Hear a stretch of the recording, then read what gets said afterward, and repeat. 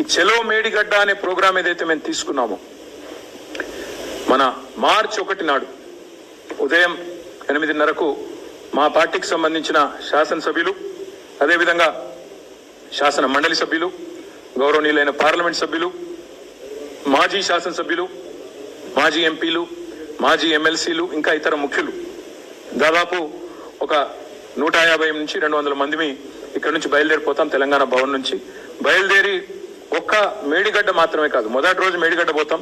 ఆ తర్వాత తెలంగాణకు కామధేనువుగా ఉన్న కాళేశ్వరం ప్రాజెక్టును దశల వారీగా ప్రజలకు మళ్ళొకసారి ఆవిష్కృతం చేస్తూ, వాళ్ళ మనసులో ఉండే అనుమానాలు నివృత్తి చేస్తూ, కాళేశ్వరం అంటే ఒక బరాజ్ కాదు, ఎంత సమగ్రమైన ప్రాజెక్టో వారికి వివరించి ముందుకు పోతాం.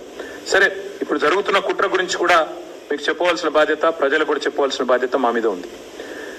ఎస్, దురదృష్టవశాత్తు మేడిగడ్డ బరాజ్లో 2-3 పియర్లకు నవంబర్ మాసంలో పగుళ్లు వచ్చినాయి. కానీ ఇదేం మొదటిసారి కాదండి, ఇదేదో చరిత్రలో ఎన్నడూ జరగంది, ఏదో మొదటిసారి జరిగింది కాదు. ఏం చేస్తారు?